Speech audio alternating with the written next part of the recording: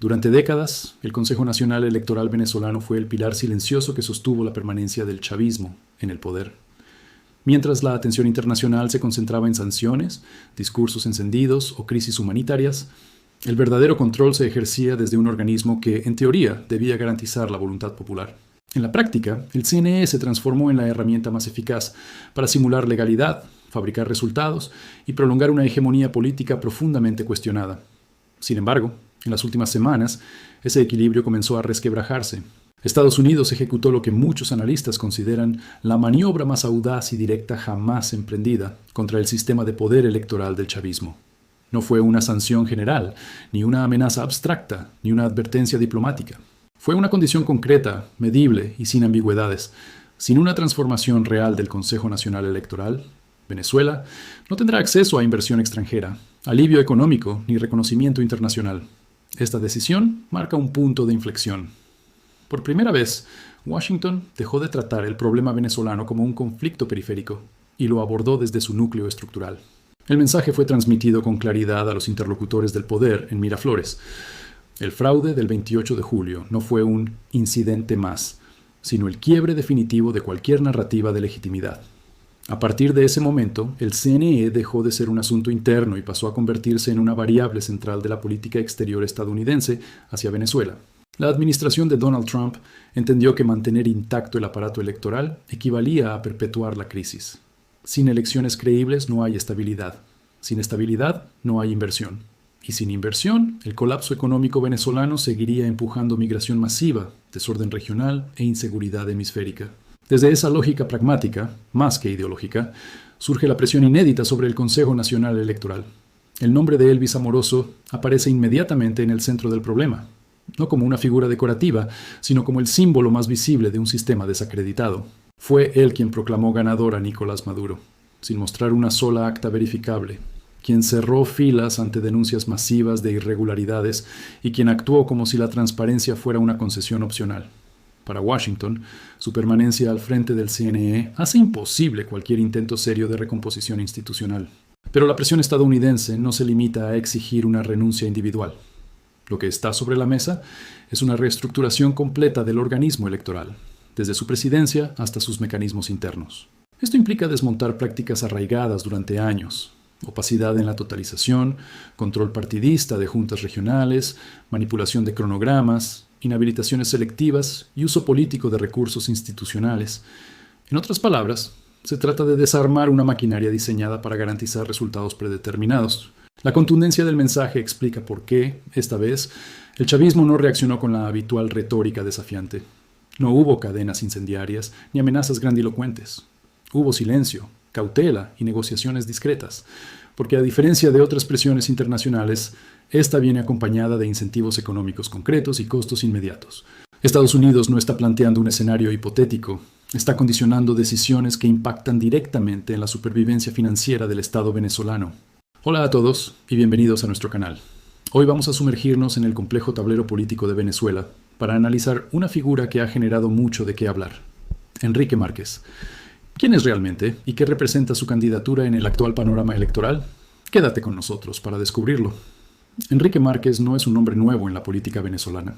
Con una larga trayectoria, que incluye haber sido vicepresidente del Consejo Nacional Electoral y diputado a la Asamblea Nacional, su carrera ha estado marcada por momentos clave y decisiones polémicas. Originalmente parte de la oposición tradicional, su posterior acercamiento a sectores vistos como más moderados o colaboracionistas con el gobierno ha dibujado un perfil complejo y, para muchos, ambiguo. Su postulación presidencial surge en un momento de alta tensión, con la principal coalición opositora enfrentando obstáculos para inscribir a su candidata unitaria. Esto ha llevado a que muchos se pregunten: ¿es la candidatura de Márquez una alternativa viable y genuina? ¿O es una estrategia para dividir el voto opositor y legitimar un proceso electoral cuestionado? Sus defensores argumentan que representa una tercera vía, una opción pragmática que busca negociar una transición pacífica y evitar la confrontación total. Señalan su experiencia dentro del sistema y su conocimiento de sus mecanismos internos como una ventaja para lograr cambios desde adentro. Plantean que, en un escenario de polarización extrema, una figura de centro podría ser la única capaz de tender los puentes necesarios para reconstruir el país. Por otro lado, sus críticos son implacables. Lo acusan de ser un candidato funcional al gobierno. cuya presencia en la boleta solo sirve para dar una apariencia de pluralidad a unas elecciones que consideran fraudulentas. Le recuerdan su pasado en el CNE y sus posturas en momentos críticos, argumentando que no representa una ruptura real con el sistema actual, sino más bien una continuación por otros medios. Para este sector, votar por Márquez es malgastar un voto que debería consolidarse en la opción unitaria de la oposición. Entonces, ¿cuál es el verdadero impacto de Enrique Márquez? Su presencia obliga a los votantes a hacerse preguntas difíciles. ¿Se debe apostar por la unidad a toda costa, incluso si la opción principal enfrenta bloqueos? ¿O es momento de explorar otras vías, aunque impliquen un riesgo de fragmentación? La respuesta no es sencilla y dependerá de la perspectiva de cada venezolano. Lo que es innegable es que su candidatura añade una nueva capa de complejidad a una de las elecciones más observadas del continente. ¿Qué piensas tú sobre la figura de Enrique Márquez? ¿Crees que es una alternativa real o una distracción? Déjanos tu opinión en los comentarios, siempre con respeto. Nos encanta leer tus análisis. Si te gustó este video y quieres seguir entendiendo la política venezolana, no olvides suscribirte y activar la campanita. Nos vemos en el próximo análisis. El secretario de Estado de Estados Unidos, Marco Rubio, envió un mensaje directo y sin ambigüedades a los líderes del Caribe durante su intervención ante la CARICOM. La fase de estabilización regional ha concluido con éxito, pero sin elecciones transparentes no habrá inversión, crecimiento ni recuperación económica sostenible. Rubio confirmó que, tras meses de coordinación diplomática, cooperación en seguridad y apoyo logístico, Washington considera que el escenario de contención política y social en varios países del Caribe y su entorno inmediato está bajo control. Sin embargo, dejó claro que ese logro es solo el primer paso y que Estados Unidos no financiará ni respaldará gobiernos que utilicen la estabilidad como excusa para perpetuarse en el poder. El orden sin legitimidad democrática es frágil, advirtió el jefe de la diplomacia estadounidense ante los representantes de los Estados miembros de CARICOM.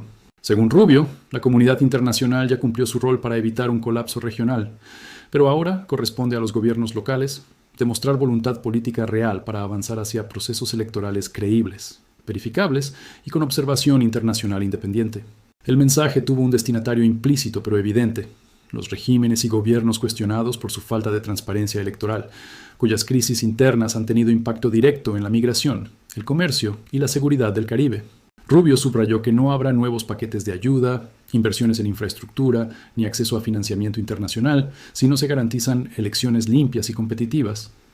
Desde la perspectiva de Washington, la llamada fase de estabilización, que incluyó apoyo humanitario, coordinación antinarcóticos y control de flujos migratorios, no puede convertirse en un estado permanente. La estabilidad no es un fin en sí mismo, es una transición hacia la democracia, insistió Rubio, marcando distancia con políticas del pasado en las que se toleraban gobiernos autoritarios a cambio de calma temporal.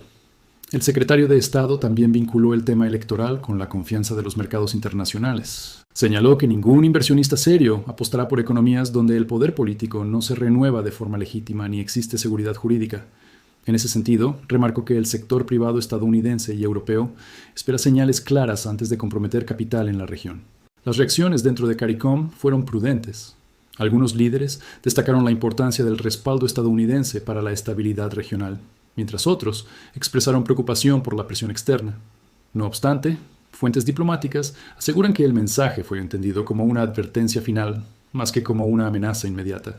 Con este posicionamiento, Rubio dejó claro que la política exterior de Estados Unidos hacia el Caribe entra en una nueva etapa: menos tolerancia a procesos políticos opacos y mayor condicionamiento económico a la calidad democrática. El reloj, según diplomáticos presentes, ya está corriendo para quienes aún no definen un calendario electoral creíble. Dentro y fuera de Venezuela, el nombre de Elvis Amoroso se ha convertido en un punto de quiebre para cualquier intento de normalización política.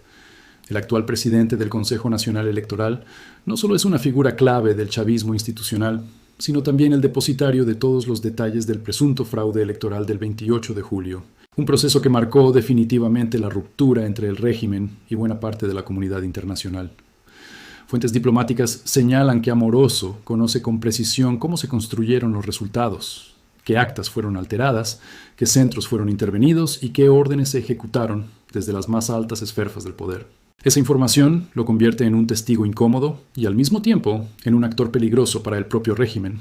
Sacarlo del cargo no es una decisión sencilla. Implica riesgos políticos, legales y de seguridad que el chavismo no controla completamente. Sin embargo, mantenerlo al frente del CNE es aún más costoso. Para Washington y sus aliados, la permanencia de Amoroso hace imposible legitimar cualquier futuro proceso electoral, incluso si se anuncian reformas parciales. La lectura es clara. No puede haber elecciones creíbles con el mismo funcionario que validó y ejecutó un proceso ampliamente cuestionado por fraude. Desde Washington, la posición es cada vez más firme.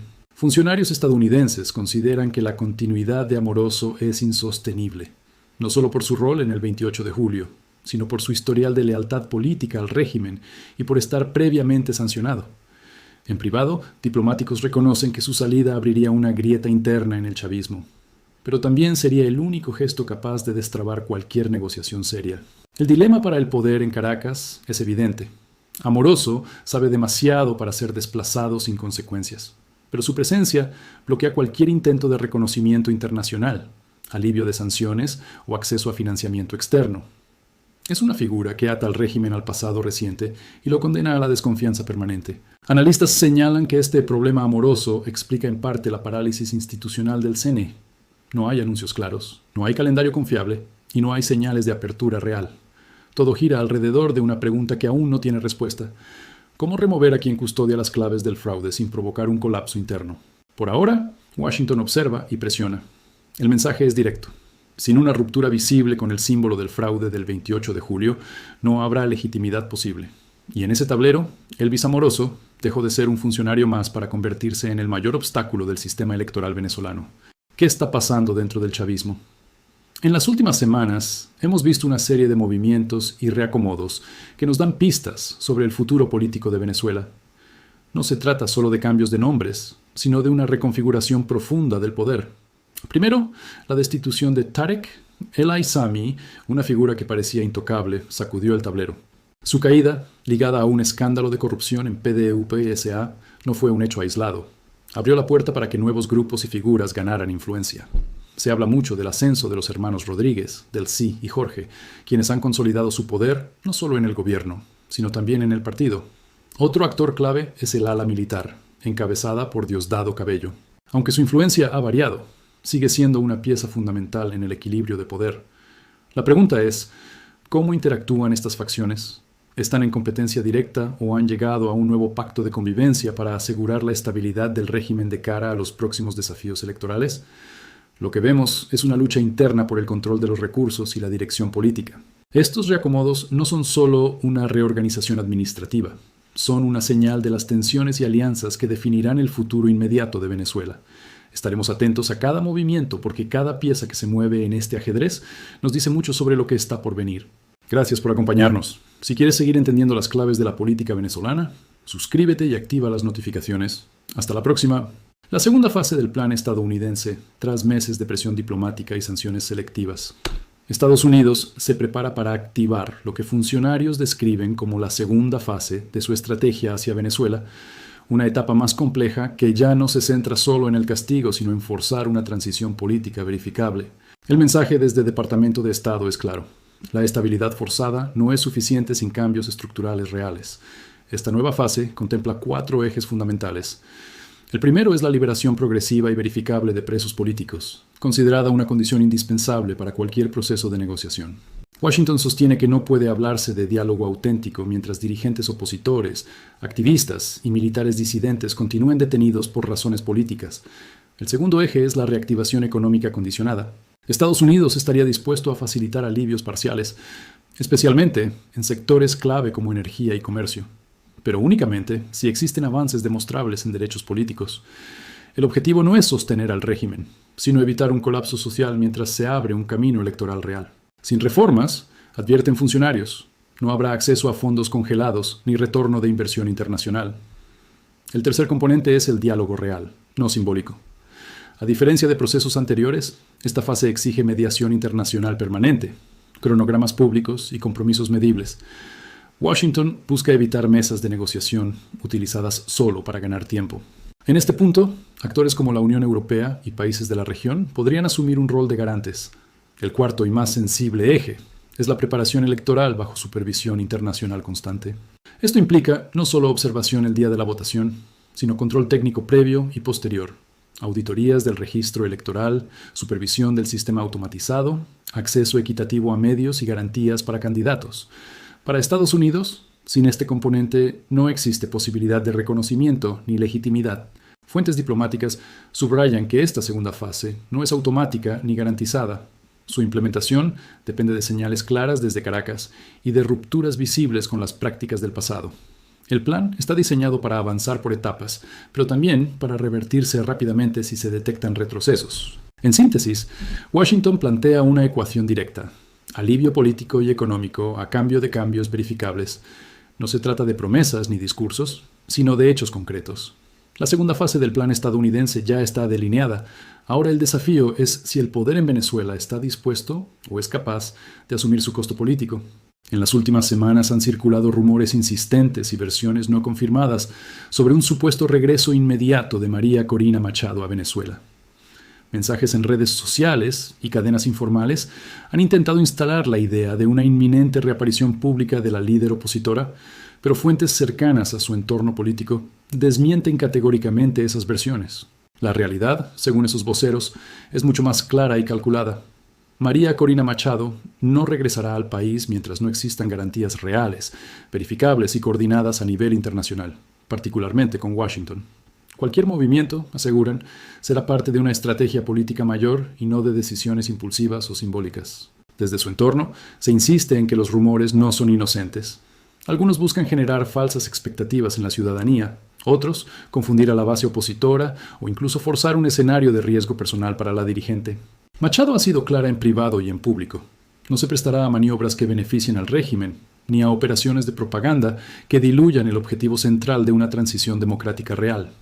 Para la líder opositora, volver sin condiciones mínimas de seguridad política y personal sería repetir errores del pasado. Su regreso solo tendría sentido en un contexto donde existan garantías institucionales, compromisos internacionales firmes y un marco político que permita avanzar hacia elecciones auténticamente libres. En ese cálculo, la coordinación con Estados Unidos y otros aliados es clave, no como gesto de dependencia, sino como mecanismo de protección y presión internacional. Analistas señalan que la figura de Machado sigue siendo uno de los principales factores de cohesión opositora, incluso desde fuera del país. Su ausencia física no implica retiro político. Por el contrario, mantiene influencia en la narrativa, en la estrategia y en los contactos diplomáticos que hoy condicionan cualquier escenario futuro para Venezuela. Mientras tanto, el régimen también observa con atención estos rumores. Para el poder en Caracas, un regreso desordenado o prematuro de Machado podría ser utilizado como excusa para la represión o para desviar la atención de las presiones externas. De allí que su entorno insista en desmentir versiones falsas y en recalcar que cada paso será medido y coordinado.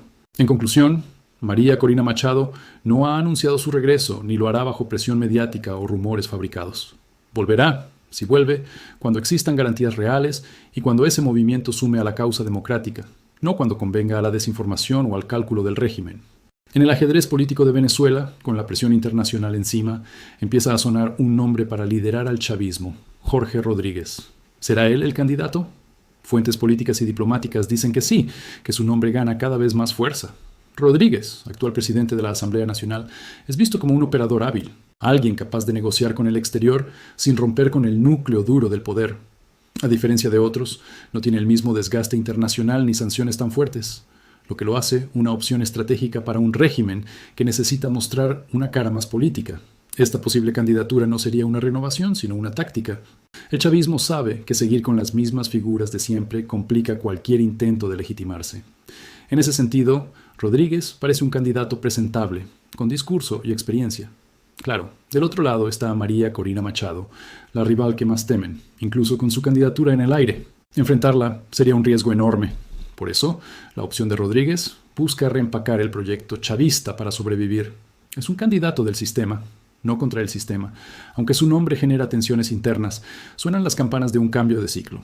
La elección de un candidato ya no es solo una decisión interna. Depende de Washington, de la comunidad internacional y de una oposición que sigue mirando a Machado. Gracias por vernos. Si te interesa el análisis político, suscríbete para no perderte ningún detalle. Pese a las múltiples crisis globales que hoy concentran la atención internacional, desde conflictos armados en Europa y Medio Oriente hasta tensiones en Asia, Estados Unidos no ha soltado el control estratégico del proceso venezolano, Por el contrario, fuentes de seguridad y diplomáticas coinciden en que la presión militar, de inteligencia y política sobre el régimen de Caracas se mantiene activa y coordinada. En el plano militar, el uso de drones, vigilancia aérea y monitoreo satelital continúa siendo una pieza central de la estrategia estadounidense en el Caribe y el norte de Sudamérica. Estas operaciones, ejecutadas en coordinación con aliados regionales, no buscan una confrontación directa, pero sí mantener una capacidad de disuasión permanente y un conocimiento detallado de los movimientos internos del aparato militar venezolano. En paralelo, los servicios de inteligencia de EE-UU han intensificado el seguimiento de redes financieras, rutas ilícitas y vínculos internacionales del chavismo, incluyendo nexos con actores extrahemisféricos. Este componente silencioso es considerado clave para limitar la capacidad de maniobra del régimen y anticipar escenarios de crisis o ruptura interna. La presión no es solo militar. Desde el Departamento de Estado se mantiene una ofensiva diplomática constante que articula sanciones, condicionamientos económicos y coordinación política con Europa y América Latina. Washington busca evitar que el caso venezolano se diluya en la agenda internacional y, al mismo tiempo, impedir que el régimen gane oxígeno aprovechando distracciones globales. Funcionarios estadounidenses han dejado claro que Venezuela sigue siendo un punto estratégico en el tablero hemisférico, tanto por su ubicación como por su impacto en migración, narcotráfico y seguridad energética. Por eso, aun cuando otras crisis reclaman recursos y atención, el expediente venezolano permanece activo en los niveles más altos de decisión. Desde Caracas, el régimen intenta proyectar una imagen de control y normalidad, pero analistas sostienen que la presión sostenida ha reducido su margen de error. Cada movimiento militar, cada anuncio político y cada negociación es observado de cerca. No hay espacio para sorpresas sin consecuencias. En síntesis, Estados Unidos no ha relajado su postura. La combinación de drones, inteligencia y diplomacia configura una estrategia de largo aliento que busca condicionar el desenlace político venezolano sin recurrir a una intervención directa. Mientras el mundo mira otros focos de tensión, Washington mantiene firme el pulso sobre Caracas, convencido de que el tiempo y la presión juegan a su favor. El petróleo volvió a colocarse en el centro del tablero venezolano, pero esta vez no como promesa de salvación automática, sino como condición política. En reuniones privadas con funcionarios estadounidenses y actores regionales, empresas petroleras internacionales han sido tajantes. Sin elecciones legítimas, no habrá inversión sostenida en Venezuela. Ejecutivos del sector energético coinciden en que el problema ya no es únicamente técnico ni financiero, sino profundamente institucional. Venezuela posee una de las mayores reservas de crudo del mundo, pero carece de lo esencial para atraer capital a largo plazo: seguridad jurídica, reglas claras y estabilidad política. Sin democracia funcional, advierten, ningún contrato es realmente confiable. Un alto ejecutivo de una petrolera con operaciones limitadas en el país, entre ellas Chevron, resumió la postura dominante. Invertir miles de millones en un país donde un gobierno no es legítimo ni reconocido internacionalmente es asumir un riesgo imposible de justificar ante accionistas y aseguradoras.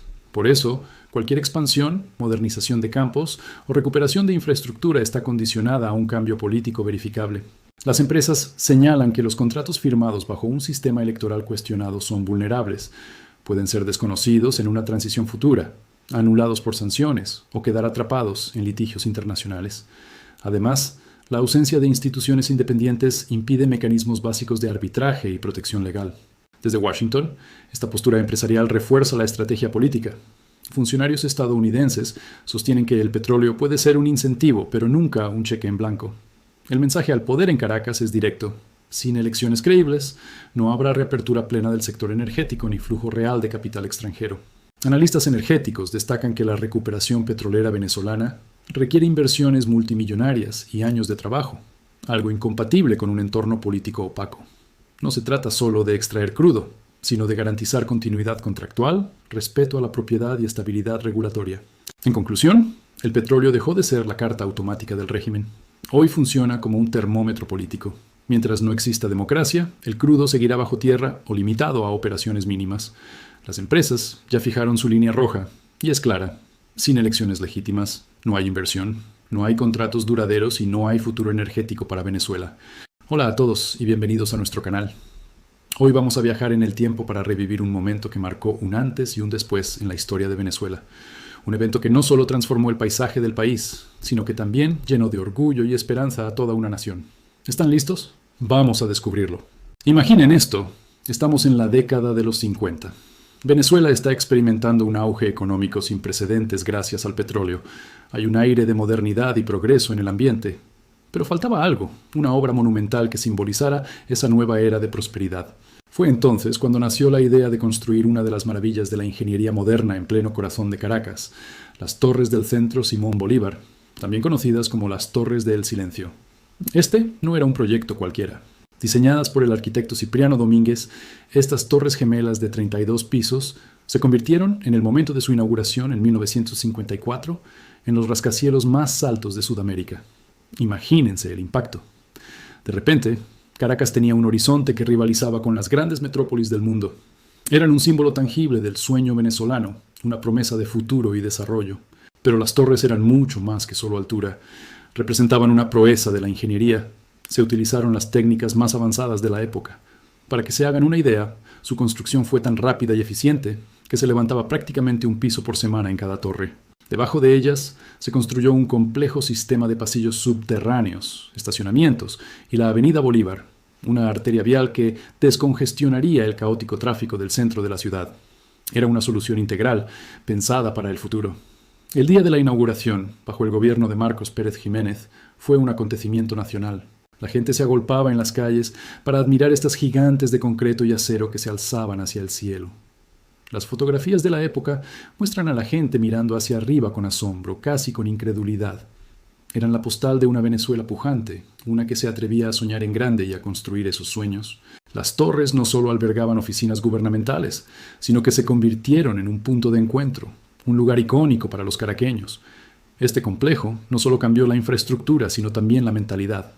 Demostró que Venezuela tenía el talento, los recursos y la audacia para llevar a cabo proyectos de escala mundial. Inspiró a una generación de arquitectos, ingenieros y artistas. Se convirtió en el telón de fondo de innumerables historias, tanto personales como colectivas. Aún hoy, a pesar de los años y de los cambios que ha vivido el país, las Torres del Silencio siguen en pie, como testigos silenciosos de una época de optimismo y ambición desbordante. Revivir este momento histórico nos recuerda la capacidad que tenemos para construir grandes cosas, cuando hay una visión clara y un propósito común. Es un capítulo de la historia venezolana que merece ser contado y recordado, una fuente de inspiración que nos enseña que los grandes sueños, con trabajo y determinación, pueden tocar el cielo. Gracias por acompañarnos en este viaje al pasado. ¿Conocían la historia detrás de estas icónicas torres? Déjenme sus comentarios abajo. No olviden darle like a este video si les gustó y suscribirse para más historias fascinantes como esta. Nos vemos en el próximo video. ¡Hasta luego!